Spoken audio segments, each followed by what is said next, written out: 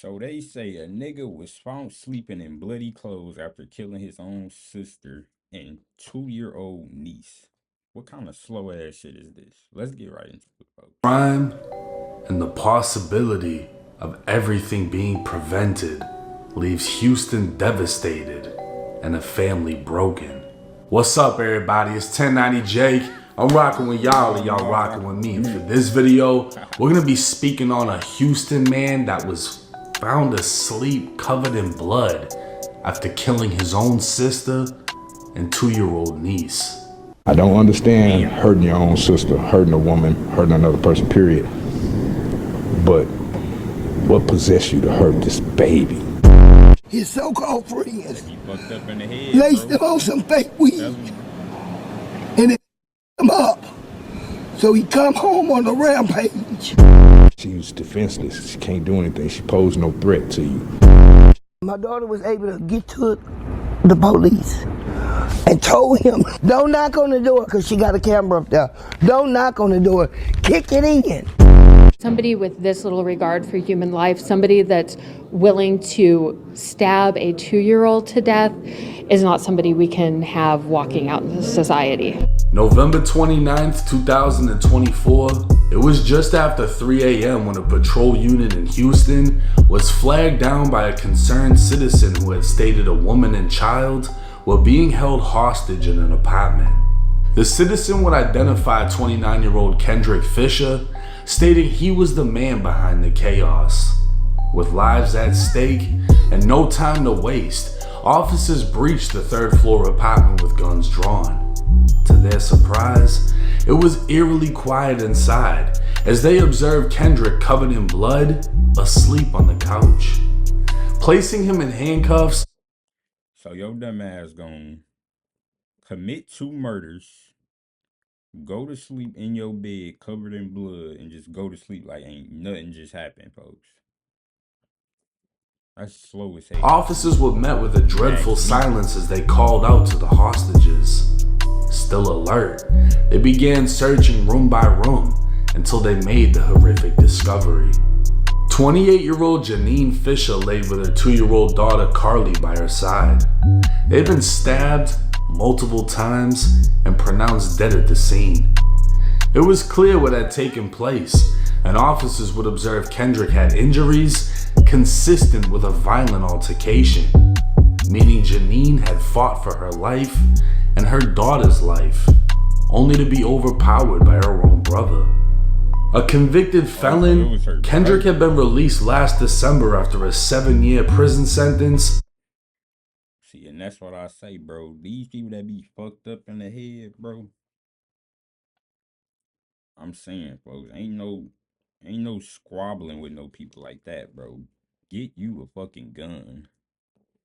Get you a fucking gun, cause then y'all could be fighting, and out of nowhere, folks will pull out some shit on your ass and kill your ass to death, and now your family feels sad because you didn't have no protection on you and all this slow shit. So get you a fucking gun. Fuck all this tussling shit. That shit dead. Armed robbery. He'd receive additional time after being caught with contraband inside of prison. Especially with niggas Struggling to fucked up find the his head way like in that. society, Ain't no he moved in fight. with his sister, causing concern in the apartment complex. Slow as hell. Speaking with neighbors, investigators would be told Kendrick gave them eerie feelings as they knew about his past and questioned if he'd changed. Investigators were unable to come to a conclusion as to why he snapped, but Kendrick's mother would come forward stating her daughter and granddaughter could have been saved. It already beat the hell out of me. I left me, I seen her the last time. So he come home on a rampage. I put him out. I'm his mom. I put his out. He threatened the whole family to kill. Joanna Fisher stated she repeatedly reached out to law enforcement, hoping to get her son admitted into a mental institution due to his mental health struggles. On November 24th, 5 days before the fatal incident, he tried to attack her, which had never happened before. She'd filed a report with the police stating the family called the police after Kendrick attempted to steal money, leading to the May not be that altercation. same day, but The family told police Kendrick threatened his mother, and she said he struck her, destroying property within her home until he was physically pushed out. But according to Joanna, the police did nothing. It would later be discovered Gianna called 911 herself hours before being killed. She told the 911 operator to kick in the door instead of knocking, but instead, a responding officer went to the apartment and left after no one answered the door or responded to calls. Had the officer forced entry, he would have discovered the hostage situation instead of a murder scene. Kendrick Fisher has been charged with 2 counts of capital murder for the brutal death of his sister and 2-year-old niece. And because Texas is Texas, he now faces death by execution, a punishment many would deem fitting for a man who's able to kill his own flesh and blood and then sleep. The average person sees around 10,000 online ads daily. Here's how a man's life would change. Sleep as their blood dried on his skin.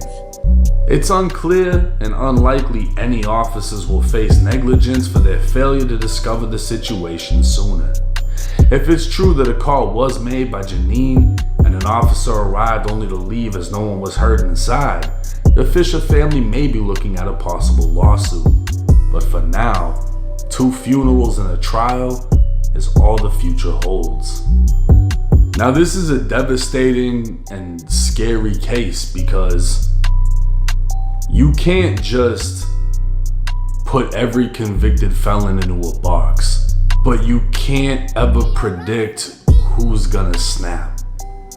Now we don't know what exact mental health struggles he was going through, but 7 years in prison is bound to have an effect on you, and that goes for anybody. No one really comes home from prison completely normal. You're gonna be subjected to things that you haven't seen or been through unless you grew up in a violent environment, because that's what prison is. It's the gladiator school. You're seeing stabbings and fighting. You become used to negativity. It's not a friendly place.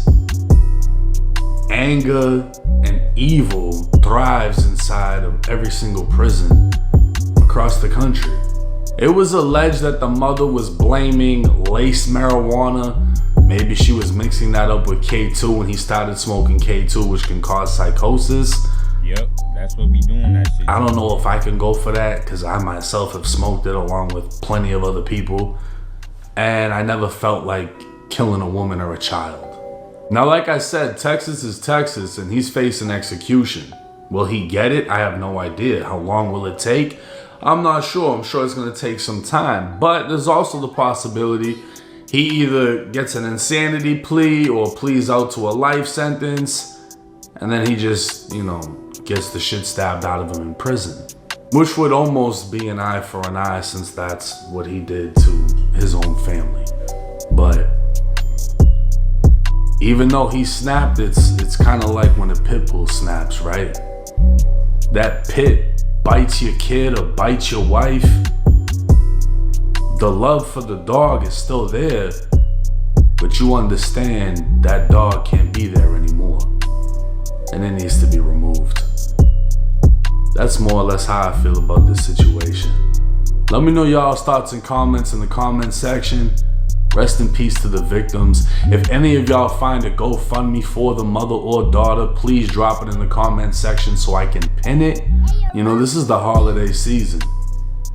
Regardless of who is who and what is what, for any family to lose family members during this time, especially in such a horrific way, I'd love to be able to somewhat help them out in this situation. But hey, it's 1090 Jake. I'm rocking with y'all and y'all rocking with me. Till next time. Damn, hey, y'all, shit, let me know how y'all feel about that, man. I feel like shit slow as hell. And that's another thing, bro. That's why I don't smoke weed or I don't do none of that shit, because you gotta think about it. All it take is one time for your shit to get laced, and then you gonna be fucked for life, bro. You know what I'm saying? You're gonna be fighting demons in your head. It's like It's people talking to you in your head, convincing you to do shit, but you as yourself as a person, you know you don't want to do it, but since these demons telling you to do this shit, that's what you gonna start thinking, and then the shit gonna actually come to life. It's just slow as hell, folks. That's why I would never smoke a day in my life. I never smoked. I never will, because I don't never want to get laced, bro. I don't never want to not feel like I'm not being myself. You know what I'm saying?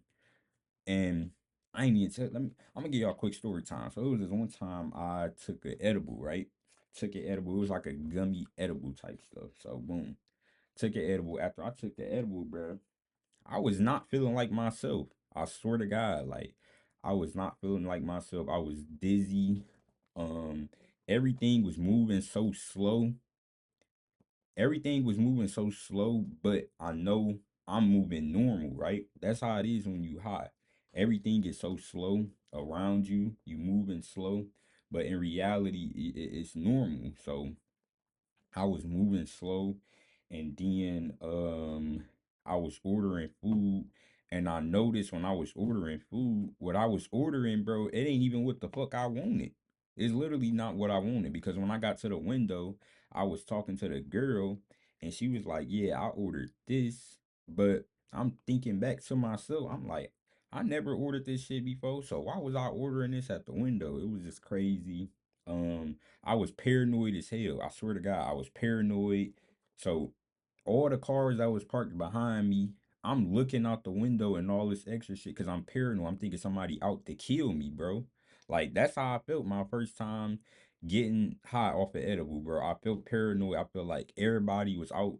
I felt like every car was around me. I felt like they was out to kill me. So I ain't gonna say running from them, but I was extra on point, like being super, what's the word? I was being super nervous. I was super nervous. I didn't want them around me.